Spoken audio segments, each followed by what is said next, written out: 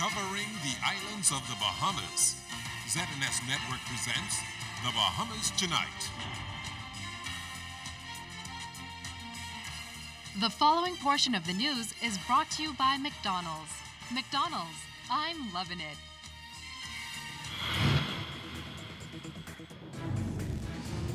Cat Island residents are left with flood damage and have made a specific request in the aftermath of Hurricane Sandy.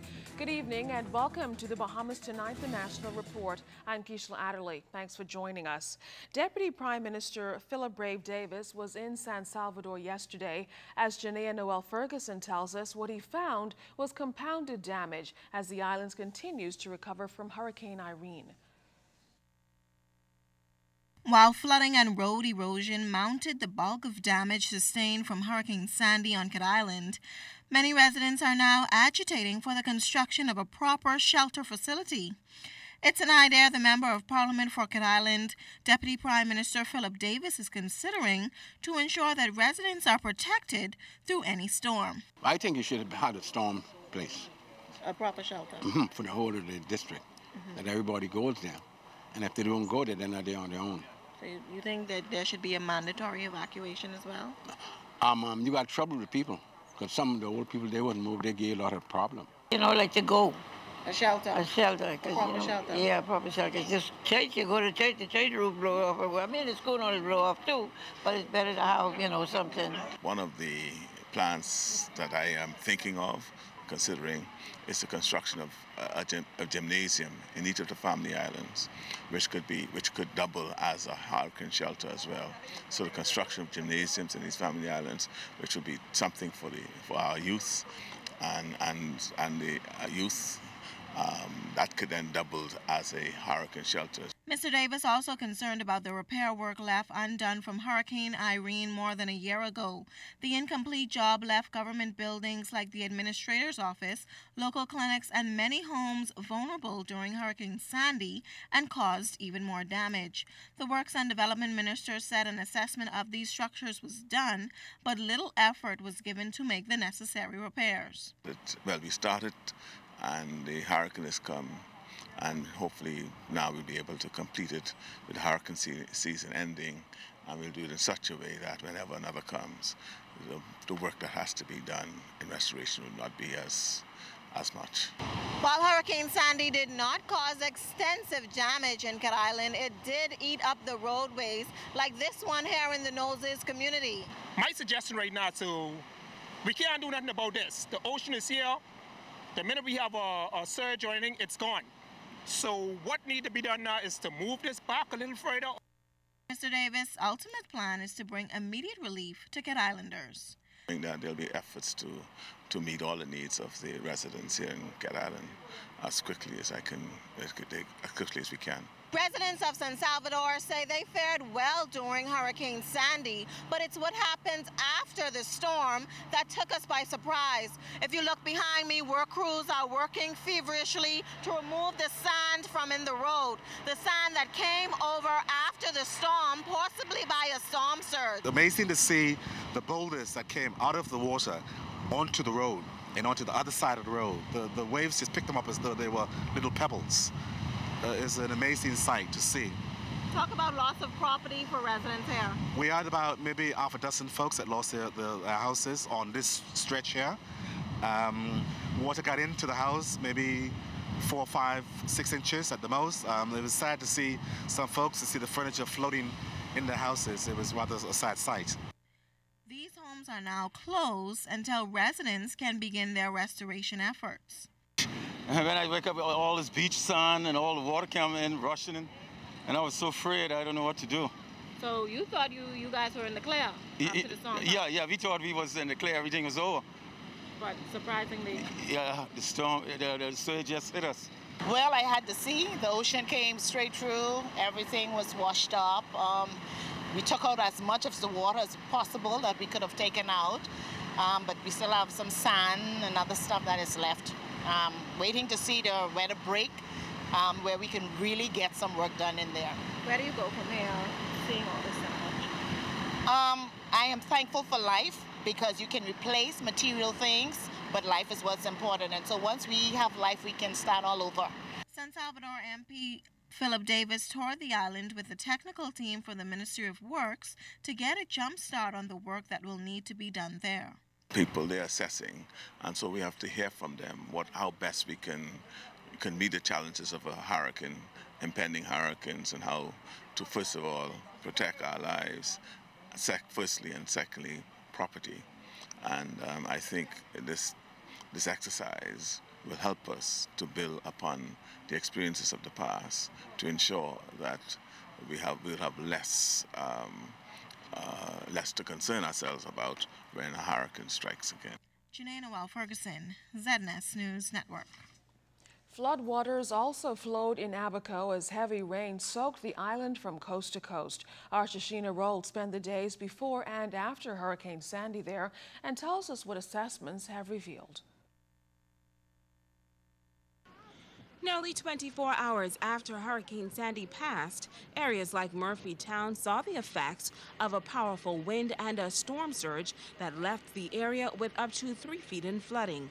The massive flooding started within minutes, catching many residents who thought the all clear was given off guard. Water flowed like the Niagara Falls, and the depth of this water can be seen as it reached one rescuer up to his waist.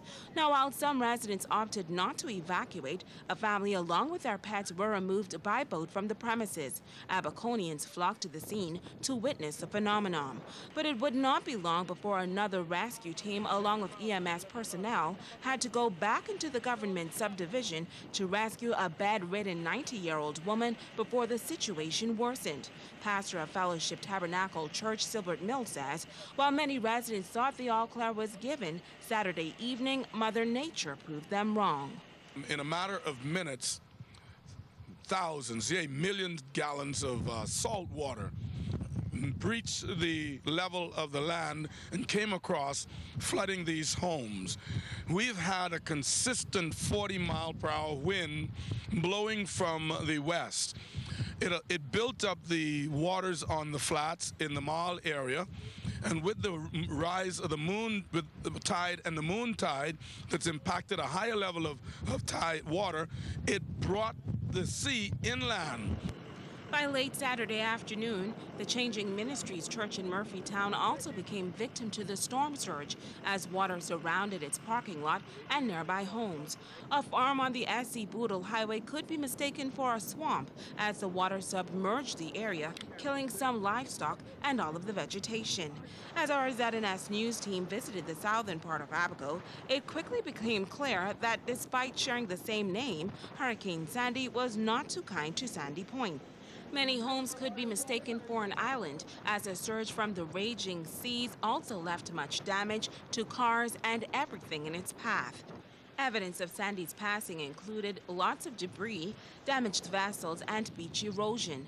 But despite the weather conditions, Senior Deputy Administrator Joshua Smith says Sandy Point fared well. Certainly God has been good to us because there's no loss of life and everybody seemed to be okay. And that is what we have to give God thanks for.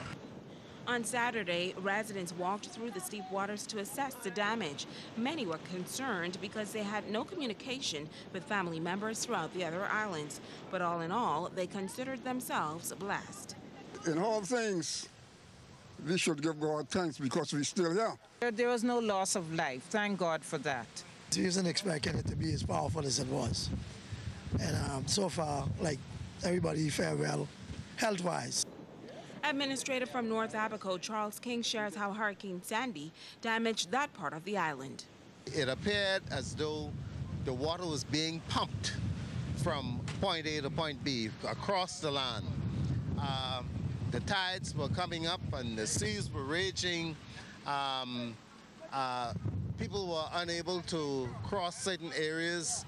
All of the settlements were just flooded. On Monday morning, the Marsh Harbor Airport was given the all clear to resume operations. Shashina Roll, ZNS News. Apparently, Hurricane Sandy's passage has shed light on some of the social and infrastructural deficiencies in Grand Bahama. While on the island, Prime Minister Christie got a closer view of the social decay, which he has called unacceptable. Joan Davis-Roll has that story. It was the enormous force of Hurricane Sandy, which not only ravaged many areas, but also adversely impacted the lives of many residents from West Grand Bahama, with the massive flooding at the Fishing Hole Road, to East Grand Bahama with storm surge of massive proportions. Now, in the aftermath of Hurricane Sandy, Prime Minister the Right Honorable Perry Christie, who is the driving force behind the internationally acclaimed urban renewal program, says the social needs of many residents on Grand Bahama have intensified. The Prime Minister, accompanied by a cadre of cabinet ministers, social and welfare agencies, including the Deputy Director of Urban Renewal, Michelle Reckley, toured such areas on Sunday. After visiting the home of a family of 20 in Hebron Town, 8 Mile Rock, forced to live in substandard conditions due to the economic downturn and now further devastated by Hurricane Sandy, the Prime Minister announced that the government will provide the resources needed to address the growing social needs on this northern island. When you think of overspending $100 million on roads, that was the criticism we levied against the Ingram government, and you see the circumstance under which too many Bahamian families are living, like what we've just seen. It means that we just have to find a way to ease their burden.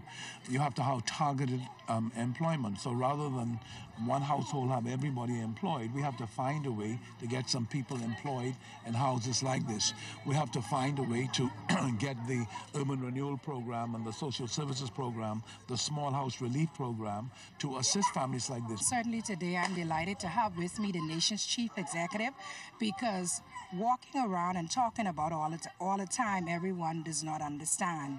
Like I said, urban is a hands-on approach. You have to actually walk into these situations to understand how people are living on Grand Bahama. And while some said it's exaggeration or it's not facts, today we are here to prove it. It is no reason in the 20th century for people to be living in these kinds of conditions. And this government, through urban renewal, we will bring hope. We will bring relief to these families, and we will make sure that their environment is safe. And we are here to build stronger communities through urban renewal. And this is one of our major projects that we are about to undertake.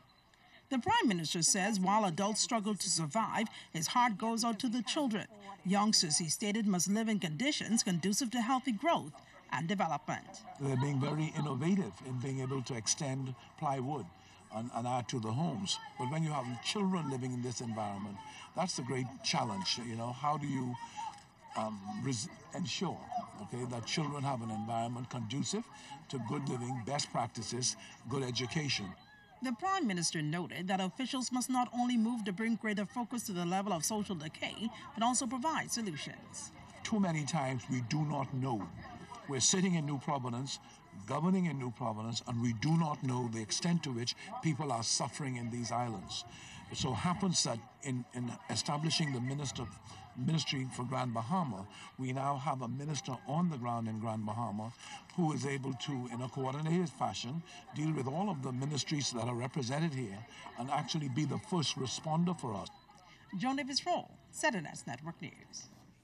The Free National Movement also toured islands hit by Hurricane Sandy today. The opposition toured Long Island, Exuma, and Cat Island.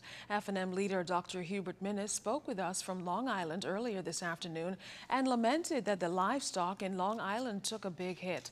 Dr. Minnis is encouraging the government to ensure that the livelihoods of Long Island farmers are restored. The Free National Movement leader also advised the government to return technical teams to the various islands affected by the storm to address restoration as soon as possible.